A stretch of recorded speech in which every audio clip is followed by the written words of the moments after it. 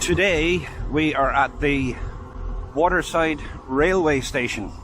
Now I'll come back to that in just a moment, but if we look across the River Foyle here in the city, there is one of the bridges. That's the double-deck bridge called the Craigavon Bridge. And in the Derry Girls video, I was standing on the other side of that bridge, because across the water is an old, or at least retired, train station. The one that exists today is on this side of the river, and we're walking along where the old line used to come in. Well, I say old line, up until quite recently I'm walking along where the railway line used to go into the old train station on this side of the city, but it has since moved to here, and we can see that there is a train here getting ready to depart. Now, here's something to point out here in this video. Like all my videos, I will never upload a video onto YouTube that I'm not prepared to watch myself. So, as this video rolls on, it will become more and more interesting, because I've got a story to tell about this building down here on the left. It's just above the train, the cream-coloured building. I used to work there, but I've got something to tell you about that. Apparently that building is haunted, but we'll come back to that in just a moment. And this bit larger building, this is the new Waterside Railway Station. So, for those of you that don't know this, I spent much of my life as a radio DJ, is the best way to put it. In America, they say a radio announcer. Here, they say a radio presenter. And I'm not originally from Derry, London Derry. But I came up here about, let's see, the year 2000, and started working full-time on the local radio station here. And that was in the building to the left here, this cream-coloured building. Now, it's a 3-story building, so if you look up at the apex, the top window, okay, to the side of the building, let's see, I just pointed out that window there, that was the on-air studio, and that whole top floor was the radio station. The windows after that, the next window would have been an office, and then toilets and so on. Let me take you around the front of the building, and like I said, this is where the train is today. That's the platform on the other side.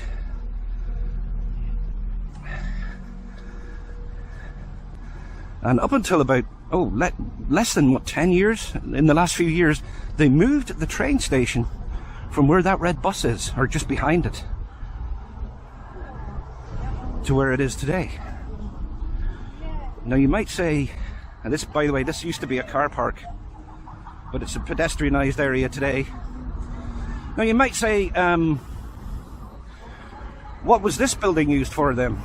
Okay, the radio station is no longer there, but like I said, across the top there would have been the reception and the office workers and so on up there.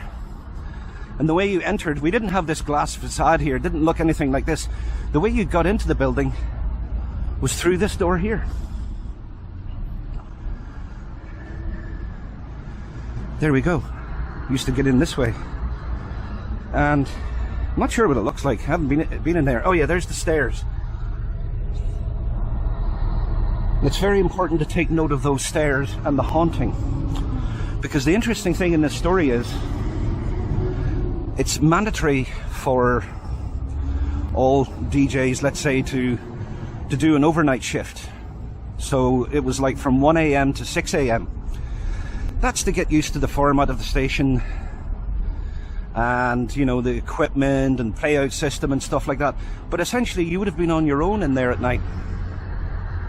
And I think after the first few nights I was in there, I could hear noises. When I took my headphones off, I could hear noises like doors opening and closing, and I actually came out of the studio a couple of times, and in the search for like who it was, because I was convinced that somebody was in the building. And this went on for, well, let's see, 2 weeks.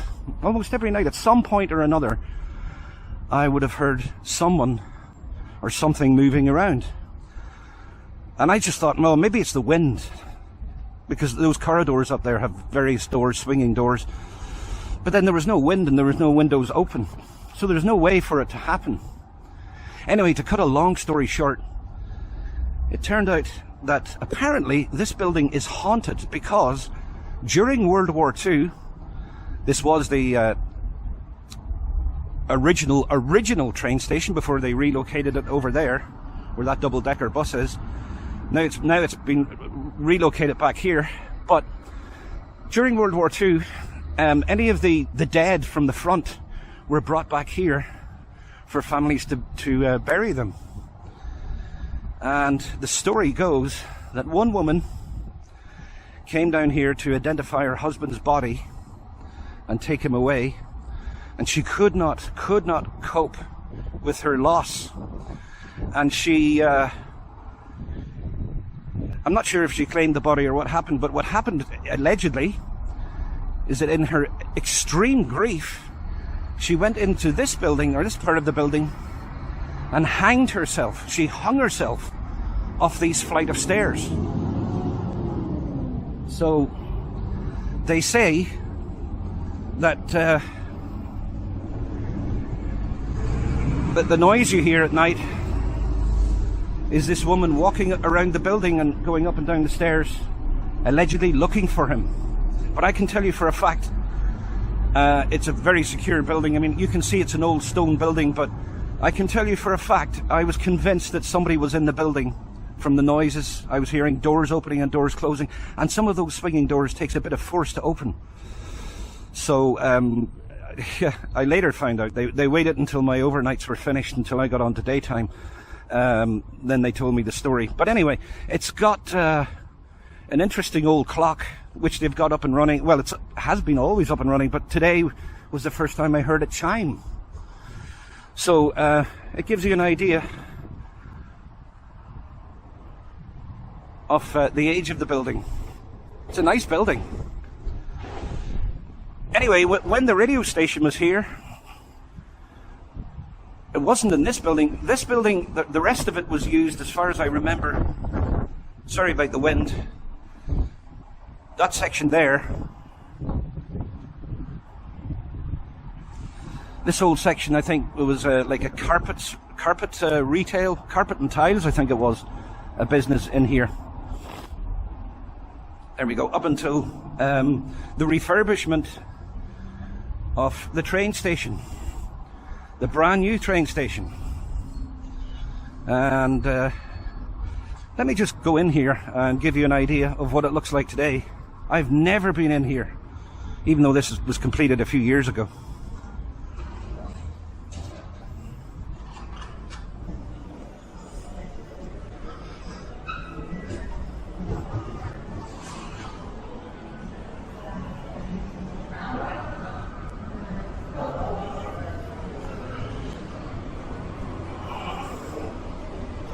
There's the ticket office, tickets and info, toilets, restroom, whatever.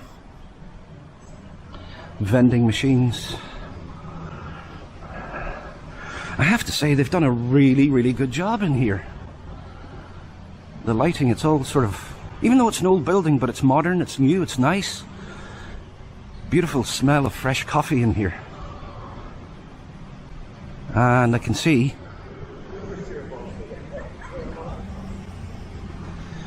down here they actually have, well, apart from some big ferns, plants, which is a nice touch, the departure screen. So and the destination, Great Victoria Street, which is what, Belfast, isn't it? So there we go. I'm not sure what we can see down here. That's the platform. The train has since left, as you can see. A piano. Play me.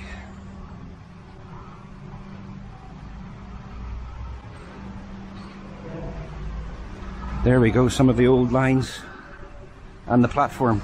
Two platforms, platform one and two. There's a little bit of the history of this train station here. Signalling box.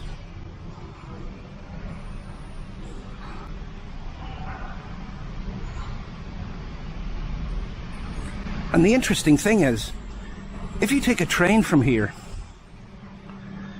and you go to the north coast, many people have said that the scenery is quite incredible.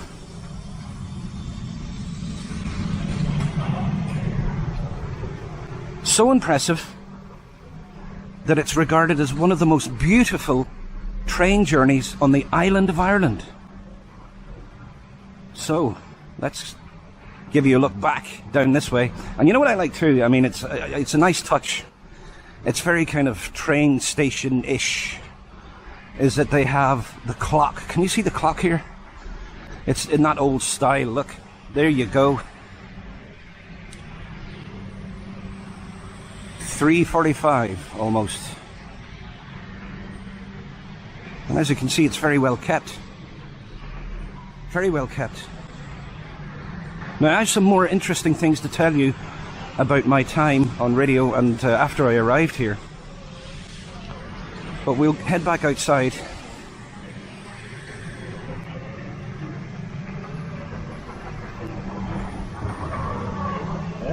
Because it's not just the story about the haunting.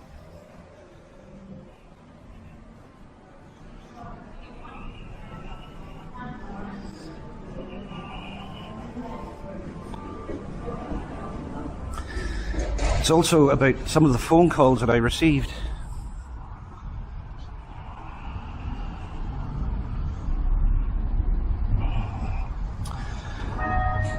Oh, there's the bell. Marking 1:45 the hour. There we go. So there we go, guys. We heard the bell. There we go. Okay, so let me turn this corner again and tell you another story. Because lots of people that know me have said, you've so many stories to tell.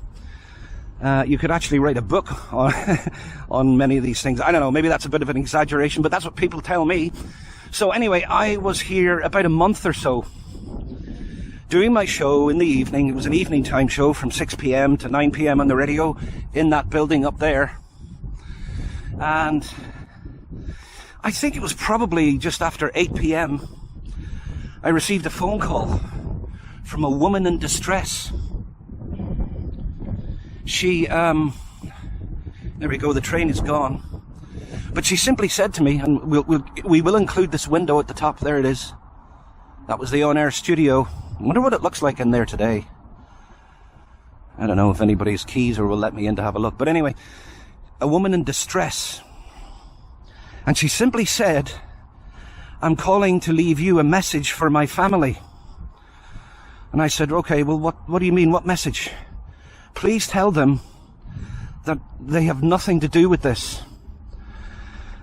Along these lines. And she said, but what I've just done is I've swallowed, I think it was 25 or 30 paracetamol using a bottle of vodka. So this woman was clearly attempting to kill herself, commit suicide, but was leaving a particular message for her family and friends with me to pass on. And I tried to find out who she was. I said, well, what's your name? She would not tell me. I said, where do you live? She would not tell me. She wouldn't give me any details. And you can imagine, you know, you're in the middle of a radio show in here and you're taking a phone call like that. The only thing I could do was take note of her mobile cell phone number, because, you know, that we had a caller display. So I was able to write down her mobile number, her cell phone number, and immediately, as soon as the call finished, I called the police to explain all of this to them. And they took the phone number, and they called me back, which they have to do, they always do anyway, the next day, to say that they were using her mobile number, they were able to trace her address and track her down, send an ambulance, and get her to hospital, and they said they pumped her stomach and thanked me for my quick reaction to save that woman's life. And I'm pointing the camera at the river here because, unfortunately, like all cities in the world, suicide rates are pretty high, and in most of them here that you hear about anyway are people throwing themselves into this river, the River Foyle. Now, it's a huge river. On the island of Ireland, rivers, believe it or not, have a sex. They're either male or female. Most of them, nearly all of them, are female. Now, I'm not sure what makes this river a male river, let's say, but that bridge over there, let me show you, that's where a lot of people jump off, on that bridge over there. It's a double-decker bridge. And I remember travelling across the top deck one night to buy tobacco. Yes, I'm not perfect, I'm a smoker. This was probably about 1 o'clock in the morning. I noticed I'd ran out of tobacco, and I knew there was a shop on this side, the other side of the city there, the bridge, that was still open at that time, a 24-hour shop. But when I got onto the bridge, there was traffic chaos, and I thought, what's going on? 1 o'clock in the morning. It was even later than that, probably 1:30. And there was a guy standing on the top railing of the bridge, and police officers were there trying to talk him down and get him off it. And I watched him jump. Now, thankfully, he was saved. But I was quite shocked by the time it took for him to hit the water. There's actually quite a long drop, longer than you think, between him letting go and hearing that splash. So, the one thing I would say is, no matter what problems you have in life, nothing is worth that. Nothing. Please do. Even just, buy yourself a plane ticket. Get on a plane, fly away, go somewhere. Your life, your well-being is paramount. Don't destroy it. Don't take it. Think on the woman in this building that allegedly haunts it, walking the corridors at night. Whether you believe in the paranormal or not, it doesn't matter. I can tell you for a fact that that I heard movement in that building. I mean, seriously, I was on my own. There was no one else in that building. Because even the next day I was asking, who came in last night? And they were saying nobody. But something really strange. Call it whatever you want to call it. It's your decision. I can only make the videos and put them onto YouTube here. And, just let you decide. So that was a car park where that lady is standing. This was always a car park, even here where the rail line is, but this is where they've moved it. I think it's a much better design. It looks better. And where that red bus is over there, guys, just coming out, that's where the old line was, the old building. I'm going to see if I can dig up some pictures and include them in this video of what the old railway station looked like.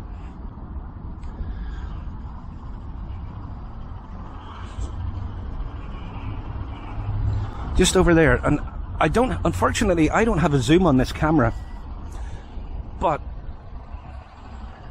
great and all as this camera is, but if you can see where that person is walking down here on the pavement, that's where the line used to come in, and this road was the old train station.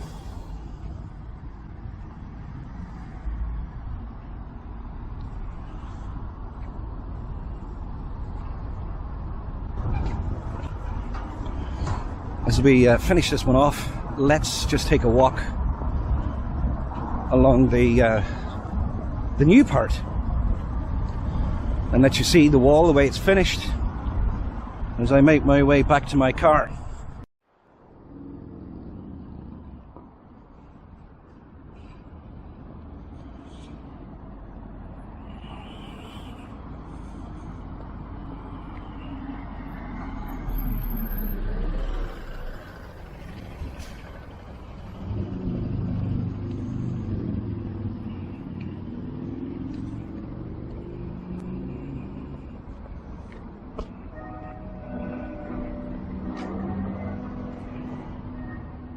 Okay, we're not done yet. We're not done yet. One more story to tell. Speaking of taking phone calls to a radio station, I remember one morning when I was presenting the breakfast show, I got a phone call from a certain organisation to inform me that a bomb had been left at somebody's house. They gave me a code word to prove its authenticity. I in turn notified the police. And to cut a long story short, the reason why they decided to call the radio station and make that warning. Whoa, we got a funny echo in here. But anyway, back to the story. We're actually underneath a road here. Back to the story. The police later got back to me to tell me that it was real. And the reason why they left a bomb, it was actually a pipe bomb attached to underneath a car, is because their intended target was not using the car that day. So somebody was keeping a watchful eye to make sure that he got into the car and started driving. But instead, his wife and their 2 children used the car to do the school run. Now, they obviously couldn't have his wife and 2 children being blown up to smithereens. So because the intended target wasn't using the car that day, they decided to raise the alarm. And so quick thinking me called the police. They managed to catch up with the car before it became stationary at traffic lights and just get them out of there. So luckily that bomb did not go off. The woman and those 2 children are still alive today. Hopefully, I hope so. And it just goes to show, you never know, especially in Northern Ireland, when you're doing a radio show, you don't know what kind of call you're going to get. Whether it's suicide calls, I've taken some more of those too, or bombs. And the reason why I wanted to tell you that story is because, as you will see in here, amongst all this graffiti, some of it's really, really good. I have to give credit where it's due. Some of it's really creative. But then some people have felt the need to come along and make their statement on top of the graffiti.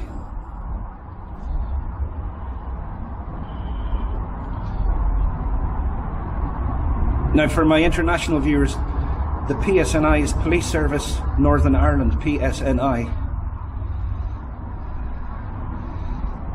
This was another organisation, the INLA, Irish National Liberation Army, as far as I remember. Then somebody says the opposite, the IRA, Irish Republican Army.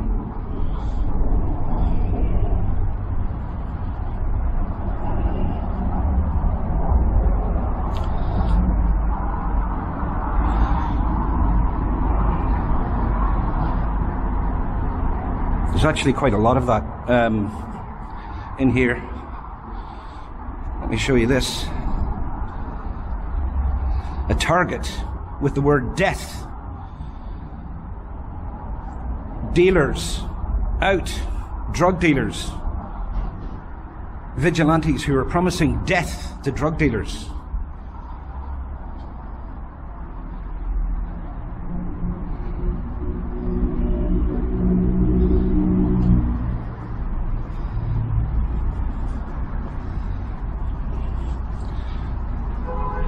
Anyway, there we go. I think the video's come to an end. I thought I would stick in that little bonus at the end of my video. Hey, I think I can get out this way, actually. Now, the train station is over that way, but my car is up this way. So we can finally sign off and say thank you for watching. If you like this vlog video this time, then give it a like, please. And yeah, certainly subscribe so that you don't miss out on future videos. I'm planning to do a few more of these videos in the future, so I hope you can join me for that. But the best way to find out when those videos are available is by subscribing. Thanks, guys. Take care.